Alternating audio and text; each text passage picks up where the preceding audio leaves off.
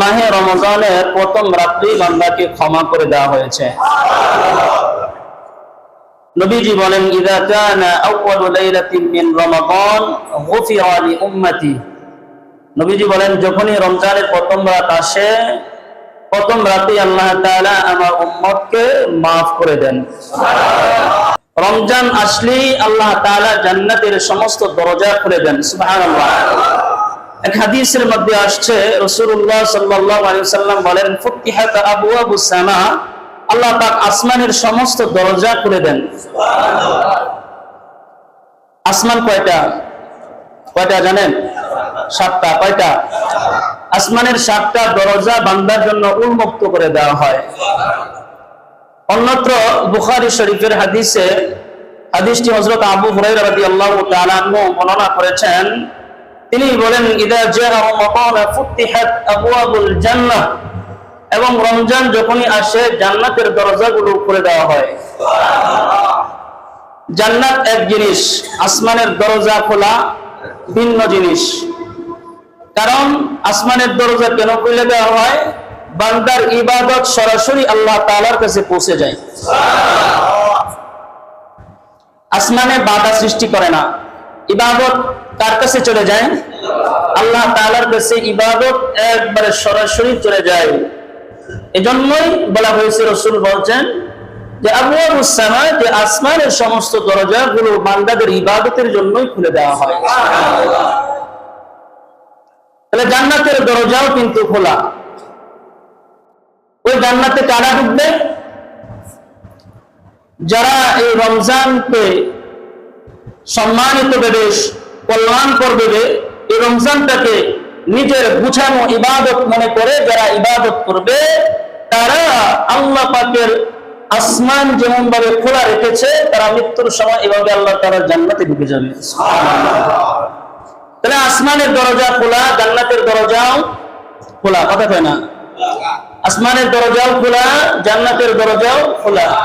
তারপরে রাসূলুল্লাহ সাল্লাল্লাহু আলাইহি ওয়াসাল্লাম বলেন, ওয়াগুলিকাত আবওয়াবুন নার, জান্নাতের যে সমস্ত দরজা আছে, জাহান্নামের যে সমস্ত দরজা আছে, সমস্ত দরজা আল্লাহ তাআলা বন্ধ করে দেন। সুবহানাল্লাহ। জাহান্নামের দরজাগুলো বন্ধ। তাতে কি বোঝায় জানেননি? একটু বুঝেন না বা কি বুঝাইবার চায়? মালিক বুঝাইতে চায়, এ বান্দা শোনো, জাহান্নামের দরজা বন্ধ করে দেওয়া হয়েছে। রমজানে এই জাহান্নামের দরজা আর খোলা হবে না। এই রমজানে যদি তুমি ইবাদত কইরা, রোজা রাখা, মাওলারে সন্তুষ্ট করে যদি রমজানে তোমার বিদায় হয়ে যায়, তুমি ডাইরেক্ট জান্নাতের দরজা দিয়ে জান্নাতে ঢুকে যাইবা। কারণ তখন কি হবে না? জাহান্নামের দরজা খোলা হবে না, বন্ধ করে দেওয়া হবে। বান্দার মেসেজ, বান্দা রমজানে ইবাদত কইরা, রোজা রাখা মরবা, তো আল্লাহ জান্নাতে চলে যাইবা। আল্লাহু আকবার। বান্দা তুমি যাতে গুনাহ না করতে পারো, রমজানে যাতে তোমার গুনাহ না হয়, রমজান যেন তোমার সুন্দর হয়, ইবাদতের কাঠামো হয়, এই ব্যবস্থাও আমি মালিক তোমার জন্য কইরা রাখছি। সুবহানাল্লাহ। মালিককে জিগান, মালিক কি ব্যবস্থা করছেন? মালিক বলে, ওয়াসুফিদাতি শায়াতিন, যে শয়তান তোমারে কুমন্ত্রণা দিবে, তোমারে গুনাহ করাইবে, ওই শয়তানকে আমি শিকল বন্দী করে রাখছি বান্দা, যাতে তুমি জান্নাতের উপযুক্ত হইতে পারো, যাতে আমার গুনাহ বেশি করতে পারো। বান্দা, যাতে তুমি জান্নাতমুখী হইতে পারো, তোমার দ্বারা যাতে গুনাহ না হয়, এজন্য আমি শয়তানকে শিকল বন্দী রেখেছি, বেঁধে রেখেছি, তোমাকে ইবাদতের উপযুক্ত করে গড়ে তোলার জন্য। সুবহানাল্লাহ। বান্দা, এই রমজান এটা শুধু খাওয়ার নাম না। অনেকেই তো ফতুয়া মাসালা বের করে পাইছে, অনেকেই বলে রমজান আসলে যা খাইবা কোনো হিসাব নাই, যা খাইবা কোনো হিসাব নাই। সরিষা পরিমাণ বিন্দু হইলেও এটার হিসাব আল্লাহ তাআলার কাছে দিতে হবে। কথা বলেন ঠিক না? ঠিক দিতে হবে, সার নাই। তবে বান্দা, যদি তুমি ইবাদত বেশি করে বলো, যদি তুমি 2 রাকাত নফল নামাজ পড়ে বলো, তাহলে বান্দা আমি কিন্তু ফরজের সমান তোমাকে সওয়াব দান করব, এটা বাড়ায়া দিব, এটার মধ্যে বরকত দিব। যদি একটা ফরজ আদায় করো 70টা ফরজের সওয়াব আমি আল্লাহ তোমারে দান করবো। আর তা আসতে করুন না, সুবহানাল্লাহ। এখন আমি আপনাদেরকে বুঝাইতে চাই, রমজানে যদি কেউ 2 রাকাত নফল নামাজ আদায় করে তাহলে এটা কিসের সাথে তুলনা করেছেন? মাগরিবের কয় রাকাত নামাজ? টোটাল কয় রাকাত নামাজ? 7 রাকাত। 7 রাকাতের পঞ্চম রাকাতের পরে 2 রাকাত, এটা কি নামাজ? নফল নামাজ। এই 2 রাকাত নফল পড়বেন, ফরজের সমপরিমাণ সওয়াব দান করবেন। এশার আগে সুন্নাত আছে না নাই? পড়লে কিসের সওয়াব? জোরে বলেন। ফরজের সওয়াব। আসরের আগে 4 রাকাত নামাজ, কি নামাজ? পড়লে কিসের সওয়াব? ফরজের সওয়াব। তাহলে কি এটা অবহেলা করা যাবে? রমজান অবহেলা করা যাবে? আপনি ফরজ মনে কইরেই করবেন, সুবহানাল্লাহ বলেন। আর একটু জোরে, ফরজ মনে কইরেই করবেন, আল্লাহ ফরজের সওয়াব আমারে দান করবেন। সুবহানাল্লাহ, মনে কইরা করবেন, আল্লাহ তাআলা ফরজের সওয়াব দান করবে। আল্লাহ তাআলা যত বরকত আর রহমত আর মাগফিরাত আর নাজাত যা কিছু রাখছে সব রমজানের ভিতরে রেখে দিয়েছেন।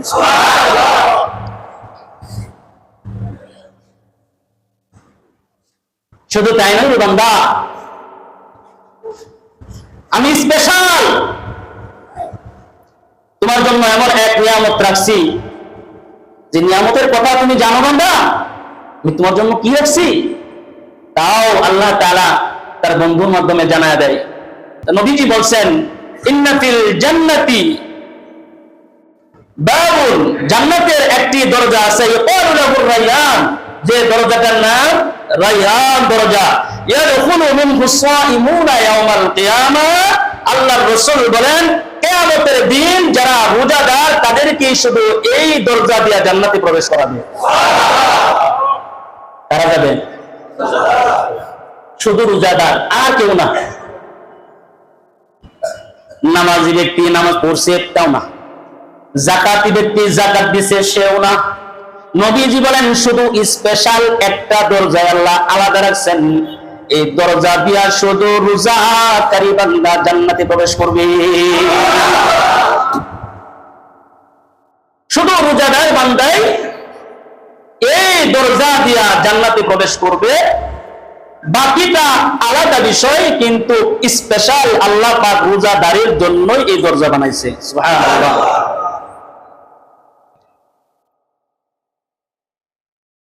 এই মুমিন বান্দা যারা ইবাদত ওয়ালা, রাত তাহাজ্জুদ জাগনে ওয়ালা, যারা রমজানটাকে তার নিজের পরিবর্তনের জন্য রমজানটাকে উপলব্ধি করতেছে, নবীজি তাদের ব্যাপারেও বলছেন। নবীজি আলাইহিস সালাতু ওয়াস সালাম বলেন, ইন্নাল জান্নাতা লা তুযায়্যিনু কুল্লা ইয়াওমিস সাইমিন।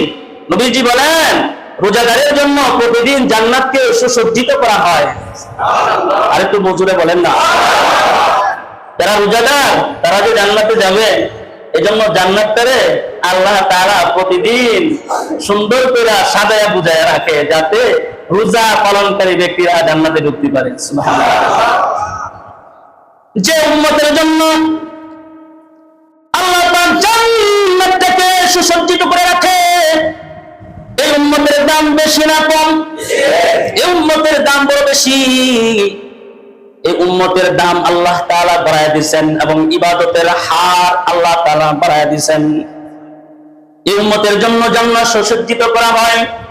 শুধু এই উম্মতের জন্য আল্লাহ তাআলা রোজাটাকে দাম বাড়ায় দিয়েছেন, ফরজ করে দিয়েছেন, যাতে বান্দারা রোজা রাখে আল্লাহ তাআলার নিকটবর্তী হয়। এজন্য এই রমজানটা বড় দামি মাস। এই দামি মাসে যদিও আপনার অসুবিধা হয়, কষ্ট হয়, যদি রোজা রাখা আপনার জন্য সক্ষম হয়, রোজা ছাড়বেন না, চেষ্টা করবেন রোজা রাখার জন্য। একটা রোজা আল্লাহ তাআলার জান্নাতের দরজা আপনাকে দেখায় দিবে।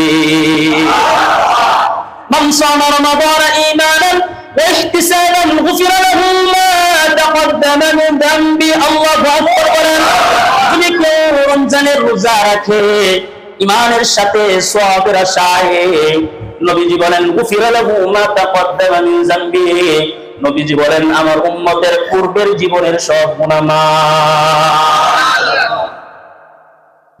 পূর্বের সমস্ত গুনাহগুলো মাফ করে দেন কে? আল্লাহ। আর একটু আওয়াজে বলেন আল্লাহ তাআলা মাফ করে দেন। এজন্য আমাদের সন্তান যারা আছে আদর করে ঘুম পাড়ায় দিন। অনেক সন্তান 12 বছর 14 বছর হয়ে গেছে, নিজেরা সাহারি খাওয়ার জন্য উঠে কিন্তু বাচ্চাদেরকে ডাক দেয় না, ঠিক না বেটি? বাচ্চাদের শরীর নষ্ট হয়ে যাবে, শুকায়া যাবে, এজন্য বাচ্চাদেরকে ডাক দেয় না। কথা বলেন ঠিক না বেটি? এরকম রোগী আছে না, বাচ্চাদেরকে ডাক দেয় না। বাচ্চাদেরকে রোজা রাখার অভ্যাস করে, ঠিক না বেটি? যদি রোজা না রাখার অভ্যাস না করেন, বড় হলে রোজা ওরা রাখতে পারবে না। কথা বলেন ঠিক না বেটি? সারাদিন চিল্লাচিল্লি করবেন, পিছনে পিছনে লাভ হবে না, কারণ আগে তাই এত রোজা রাখার পদ্ধতিটা শিখান নাই, অভ্যাস করার নাই। সারাদিন এখন পিছনে পিছনে চিৎকার করলে কোনো লাভ হবে না। আমাদের ছোটবেলা কেমন কেটেছে একটু বলি। বয়স যখন 5 বা 6 বা 7 হয়, আম্মাকে দেখেছি তিনি রোজা রাখতে উঠেছেন সাহারি খাওয়ার জন্য। আম্মু বারবার ডাকতেন, ঘুমে পড়ে যাইতাম। মাঝে মাঝে আম্মু কুলে নিয়া মুখের মধ্যে চোখের মধ্যে পানি ছিটা দিত, বলতো বাবা উঠো, রোজা রাখার অভ্যাস করো, বড় হয়ে গেলে রোজা রাখতে পারবে না, কষ্ট হয়ে যাবে, রোজা রাখো। মায়ের সাথে সারাটা দিন রোজা রাখছি, রোজা রেখা আস্তে আস্তে অভ্যাস বানাইছি, এমন অভ্যাস বানাইছি এখন বলি জান চইলা যাবে, রোজা ছাড়বো না, রোজা রেখা মইরা গেলে আল্লাহর জান্নাতে চলে যাব। দিলের হাল তো এমন হয়েছে যে রোজা ছাড়ে না, মানুষটা কাঁপতে কাঁপতে চলে যেতেছে, তারপরে একটা রোজা ছাড়া যাবে না। আপনারা সোশ্যাল মিডিয়াতে দেখছেন একজন মুরব্বীকে বলতেছে, ও মুরব্বী, এই যে আমার একটা টাকার বান্ডিল আপনার সামনে রাখলাম, আজকে যদি আপনি 1 গ্লাস পানি যদি আপনি খাইতে পারেন, রোজাটা যদি ভাঙিয়ে দেন, তাহলে আমি আপনাকে কিন্তু এই 1 বান্ডিল টাকা দিব। মুরব্বীর কাছ থেকে জবাব আসছে, দুনিয়ার এই টাকার মধ্যে আমি লাথি মারি, আল্লাহু আকবার, দুনিয়ার এই টাকার মধ্যে আমি থুতু মারি, আমি যে রোজা রাখছি জান চলে যাবে, এই রোজা আমি কোনোদিন ছাড়বো না।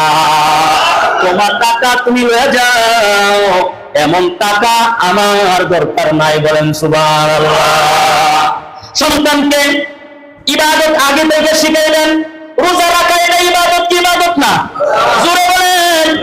রোজা ইসলামের স্তম্ভের ভিতরে একটা স্তম্ভ, কথা বলেন, কয়টা স্তম্ভ? একটা স্তম্ভ।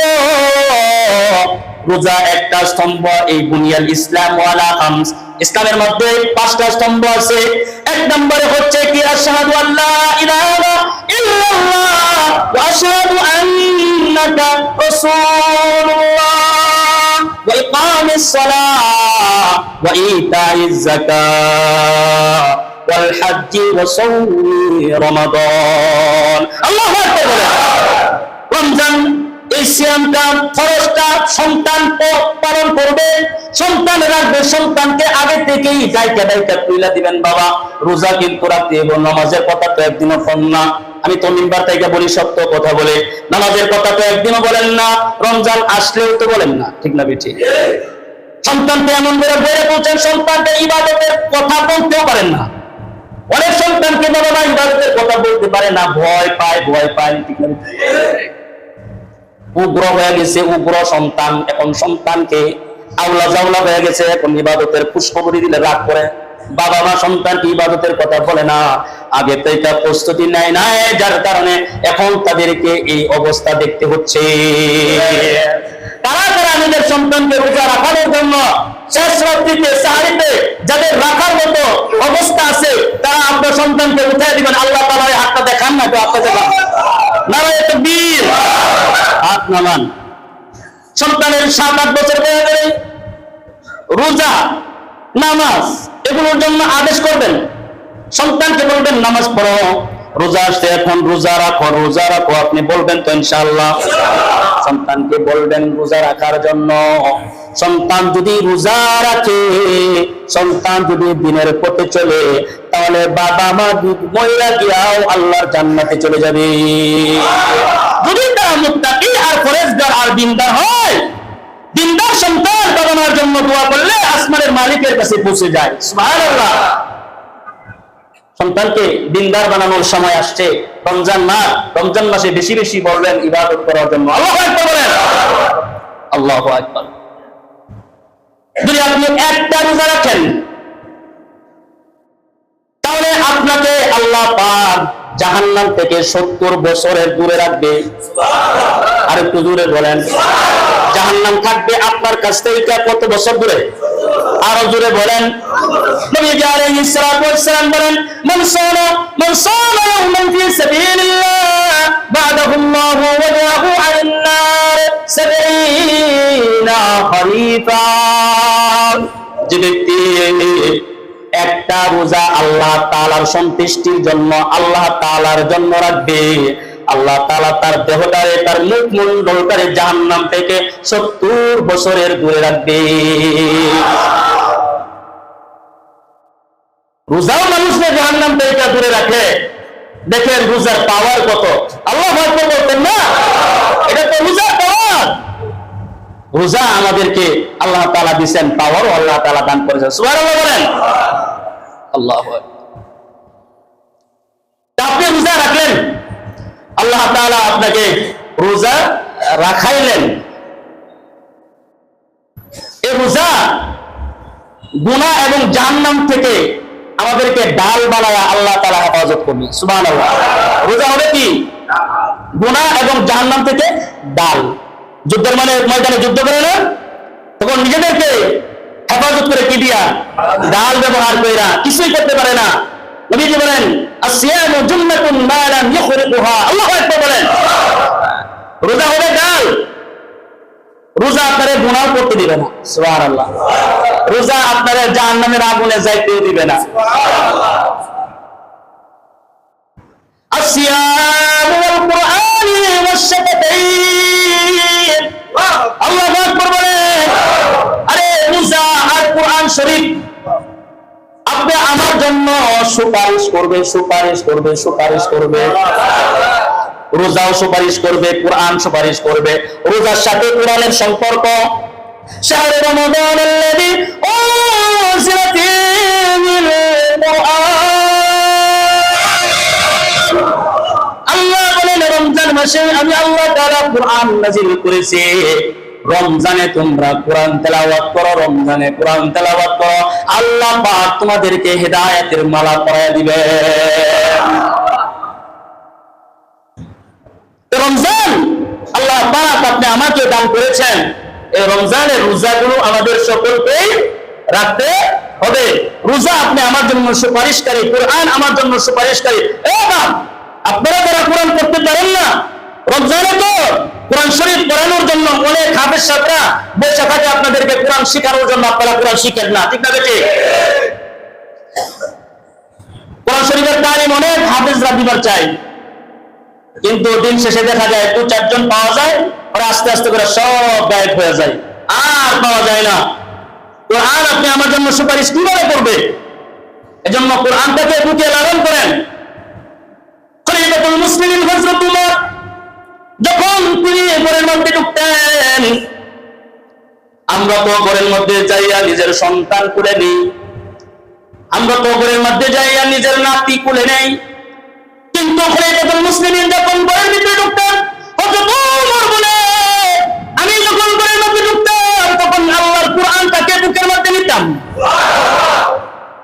মানুষ ঘরের মধ্যে লোক যাইয়া নিজের সন্তান কুলে নেয়, নিজের নাতি কুলে নেয়, কিন্তু হযরত ওমর ঘরের মধ্যে যখন ঢুকতেন তখন আল্লাহর কোরআনটাকে বুকের মধ্যে তিনি জড়ায় ধরতেন আর বলতেন, আল্লাহ হাসরের ময়দানে কোরআনকে আমার বিরুদ্ধে যেন সুপারিশ না করে। আল্লাহ আমি কোরআনকে বড় ভালোবাসি।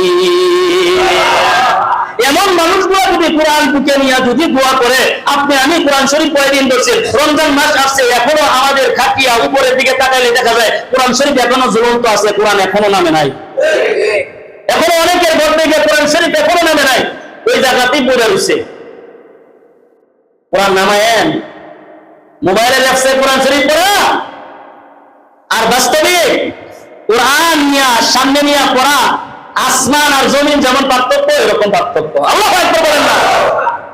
কোরআন শরীফে চুমা দিলেও ইবাদত হয়, আরো জোরে বলেন না।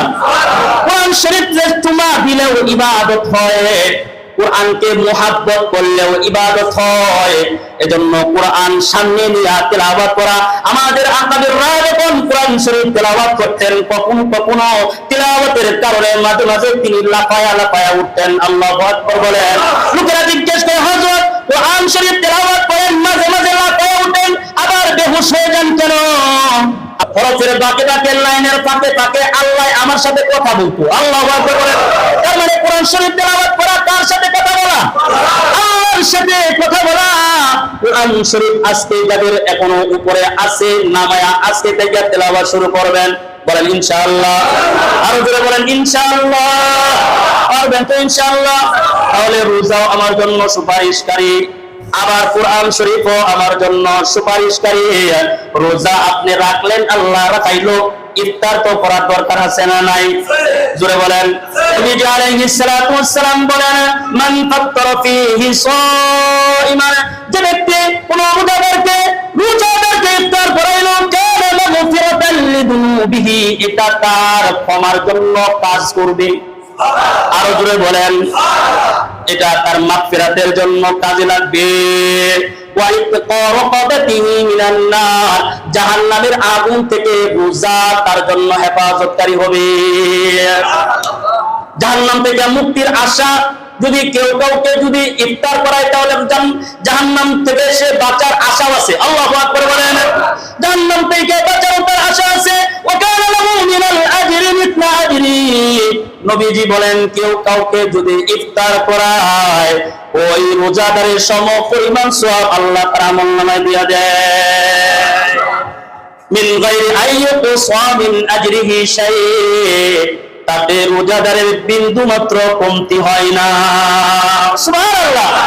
রোজার ফজিলতি থাকে, এক্সট্রা আল্লাহ তাআলা আপনাকে রোজার সমপরিমাণ সওয়াব দান করেন। সুবহানাল্লাহ কইতেন না? ওমান আসকা সাইমান সাকাহুল্লাহু মিন হাউসি শারবাতিন লা ইয়াতমাউ হাত্তা ইয়াদখুলাল জান্নাহ, যদি কোন রোজাদারকে ইফতার করায়, নবীজি আলাইহিস সালাতু ওয়াস সালাম বলেন, তাকে হাউজে কাউসার থেকে পানি পান করানো হবে।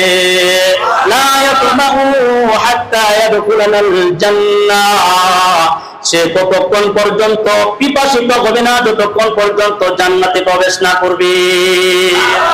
যতক্ষণ পর্যন্ত জান্নাতে প্রবেশ না করবে ততক্ষণ পর্যন্ত সে পিপাসিত হবে না। সুবহানাল্লাহ। রোজার এত দাম। আপনি একটু মানুষে একটু পানি খাওয়াইলেন, একটু শরবত খাওয়াইলেন, একটু খেজুরও খাওয়াইলেন, এতেই আল্লাহ তাআলা আপনাকে সমপরিমাণ সওয়াব দান করবে। সুবহানাল্লাহ। এজন্য রাসূলুল্লাহ সাল্লাল্লাহু আলাইহি ওয়াসাল্লাম এটাও বলে দিয়েছেন, ইউতিহুল্লাহু হাদা থাওয়াব মিন ফাত্তারা সাইমান আলা মাদাকাতিন লাবানিন আও তামরাতিন আও শারবাতিন মিন মা, আল্লাহ তাআলা তাকেও সওয়াব দান করবেন যদি কেউ আলা মাদাকাতিন লাবানিন, যদি কেউ কাউকে একটু দুধ খাওয়ায়। সুবহানাল্লাহ। কি অল্প একটু দুধ খাওয়ায়, আও তামরাতিন, যদি কেউ একটা খেজুরও খাওয়ায়, আও শারবাতিন মিন মা, আর যদি কেউ এক গ্লাস পানিও খাওয়ায়, তাকেও সমপরিমাণ সওয়াব দান করবে। কি বুঝলেন? তাহলে কি ইফতার নিজেরা একা একা করবেন নাকি কাউকে করাইবেন? সাথে সাথে একটু থাকবেন পাশাপাশি। ধরেন আপনি বসে রয়েছেন, প্লেট নিয়ে একটু খেজুরটা সামনে আগায় দিবেন। সুবহানাল্লাহ বলতেন না? নিজেরটাই একটু খেজুরটা সামনে আগায় দিবেন। একটা পানির গ্লাস রোজাদারের জন্য সামনে একটু আগায় দিবেন। এক গ্লাস দুধ পাশের যারা দুধ খাওয়ার সামর্থ্য রাখে না, একটু দুধ পাশের বাসায় পাঠায় দিবেন। সুবহানাল্লাহ বলতেন না? এরকম আছে না আমাদের এলাকায়, যে একটু দুধ খাওয়ার মতো সামর্থ্য নাই, একটু খেজুর কিনে খাওয়ার মতো সামর্থ্য নাই, তাদের কাছে একটু একটু পাঠায় দিবেন। এটাও যদি পাঠান, তারপরে রোজাদারের সমপরিমাণ সওয়াব পাইবেন। নিজেদের ঘরে ইফতারের অবস্থা খুব আছে। আমাদের ইফতার নষ্ট হয়, নষ্ট হয় না? ইফতার নষ্ট হয়, কিন্তু আমাদের পাশে যারা আছে ইফতারের কাছে দাঁড়াও নাই, একটু ইফতার করবে নাই, বিশেষ করে গ্রাম অঞ্চলে অনেক মানুষ আছে যারা এখনো পানি দিয়ে ইফতার করে। অনেক মানুষ আছে যারা পানি দিয়ে ইফতার করে। যারা ইফতার করার মতো অবস্থা যাদের থাকে না, তাদের পাশে একটু দাঁড়াইবেন, তাদেরকে ইফতার করাইবেন, তাদেরকে একটু পানি পান করাইবেন, তাদেরকে একটু খেজুর খাওয়াই দিবেন, সম পরিমাণ সওয়াব পাওয়া যাইবেন। সুবহানাল্লাহ। এজন্য ইসলামটা এত শান্তিপূর্ণ। সুবহানাল্লাহ বলেন। এজন্য ইসলাম এত শান্তি, এজন্য ইসলামের ভিতরে কল্যাণ আল্লাহ তাআলা রাখছেন যে একজনের পাশে আরেকজন দাঁড়ায় যাবে, এটাই ইসলাম বলে। এজন্য পাশাপাশি সব সময় দাঁড়াইবেন, দাঁড়ায়া একজনকে সহযোগিতা করবেন, সহমর্মিতা দেখাইবেন, সম্মান শ্রদ্ধা তাদেরকে দেখাইবেন। এটা আমাদেরকে ইসলাম শিখাইছেন। সুবহানাল্লাহ বলেন। এটা আমাদেরকে ইসলাম শিখাইছেন।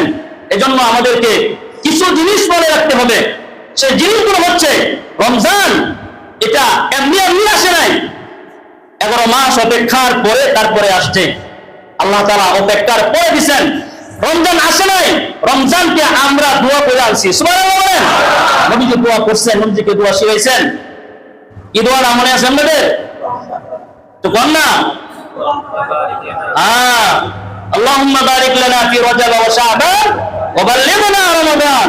আল্লাহ রজব এবং শাবানের বরকত নসিব করিও, রমজান পর্যন্ত পৌঁছায় দিও। এই যে রমজান পর্যন্ত আল্লাহ আমাদের পৌঁছায় দিয়েছেন। বলেন সুবহানাল্লাহ। রমজান পর্যন্ত আমাদেরকে পৌঁছায় দিয়েছেন। এই রমজান, এই রোজাও আল্লাহ তাআলা আমাদেরকে একবারে আয়না ডাইরেক্টলি দেয় নাই। যে রোজা ফরজ করে দিছি ডাইরেক্টলি রোজা রাখো, আল্লাহ এইভাবে আমাদের উপরে চাপায়া দেয় নাই। আল্লাহ আগে কোরআনে শরীফে বলছে লা ইউকাল্লিফুল্লাহু নাফসান ইল্লা মুসাহা। আল্লাহ তাআলা কারো উপরে কোনো বোঝা চাপায়া দেয় না, যে বুঝার সক্ষমতা তার নাই এমন বুঝা আল্লাহ তাআলা চাপায়া দেয় নাই। এজন্য নবীজি আলাইহিস সালাতু ওয়াস সালাম সর্বপ্রথম তিনি রোজার অভ্যাস করছেন। আরেকটু জোরে বলেন সুবহানাল্লাহ। নবীজি আলাইহিস সালাতু ওয়াস সালাম বলেন ইয়াসুমু সালাসাতা আইয়াম মিন কুল্লি শাহরিন। প্রতি মাসের 3 দিন নবীজি আলাইহিস সালাতু ওয়াস সালাম রোজা রাখতেন। আরেকটু জোরে বলেন সুবহানাল্লাহ। প্রতি মাসে নবীজি কয়দিন রোজা রাখতেন? 3 দিন রোজা রাখতেন। নবীজি রাখতেন, সাহাবায়ে কেরাম দেখতেন, তারপরে সাহাবায়ে কেরামও রাখতেন। নবীজি বলতেন না সাহাবীদেরকে, ও সাহাবীরা তোমরা প্রতি মাসে চাঁদের এই 3 দিন তোমরা রোজা রাখো। নবীজি বলতেন না, নবীজি রোজা রাখতেন, সাহাবায়ে কেরাম দেখতেন, নবীজি দেখে তারপরে রোজা রাখতেন। সুবহানাল্লাহ বিহামদিহি। এটা অভ্যাস করছেন আল্লাহ তাআলা নবীজিকে রোজা রাখায়া আল্লাহ তাআলা অভ্যাস করেছেন, সাহাবায়ে কেরাম রাখলেন। দ্বিতীয় ধাপে নবীজি আলাইহিস সালাতু ওয়াস সালাম যখন তিনি মদিনায় গেলেন, মদিনায় হিজরত করলেন, আব্দুল্লাহ ইবনে আব্বাস রাদিয়াল্লাহু তাআলা আনহু বর্ণনা, হাদিসটি সহিহুল বুখারীতে আসছে।